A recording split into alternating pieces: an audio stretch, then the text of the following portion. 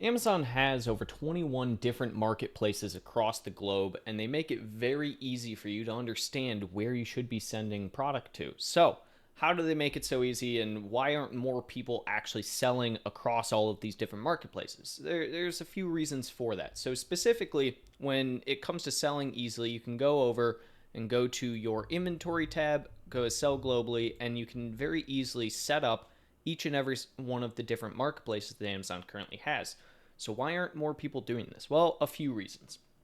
The first and foremost being that there are a lot of rules and regulations in every single marketplace that you have to follow. So, just because you can sell on a marketplace doesn't mean that's going to be easy or that your product is actually allowed to be sold in that country.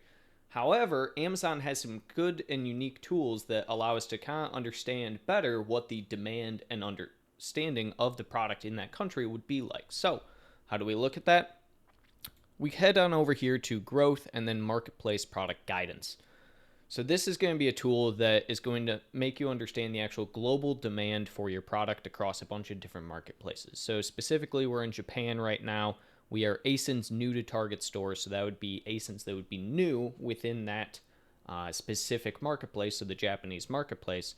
You can see it gives us a bunch of information, such as our best seller rank, best sales period, net shipped units, offer price, fulfillment channel, and rationale. So the rationale is the most important here, along with the offer price and net shipped units.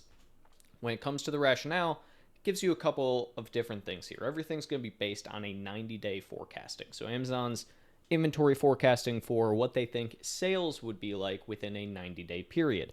For this specific product, you can see it'd be between $1,900 and $9,000. That's a pretty big swing depending on what you're actually looking at doing in the marketplace. So you can see 256 units all the way up to nearly 1,200 units.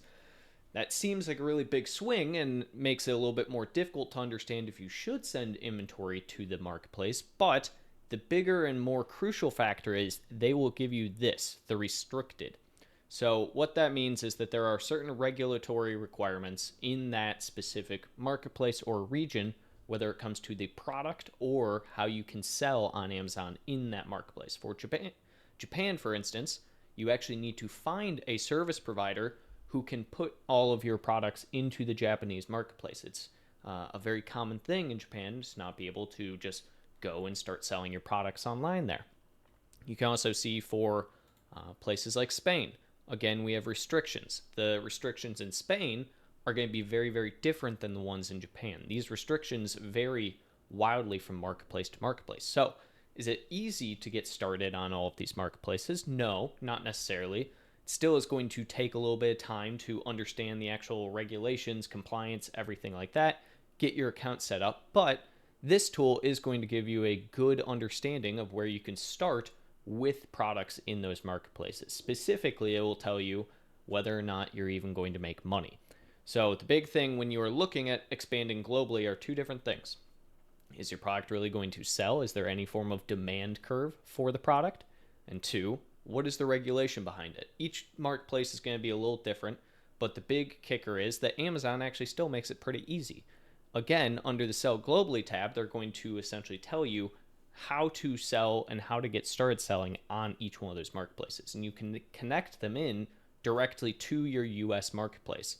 What this will allow you to do as well, if we head on back over to Sell Globally here, we can take a look and see that they have the ability for store synchronization. So what that means is that you can actually set up and have all of your listings linked to your US listings.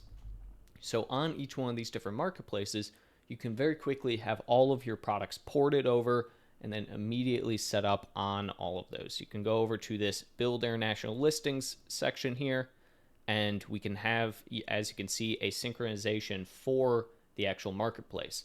You can edit your price synchronization, FBA listings, and then as well the remote fulfillment for the US and North America ones as well. So it makes it very simple to port everything over. You still want to make changes for the actual copy to be in the native language of the marketplace that you are trying to expand to.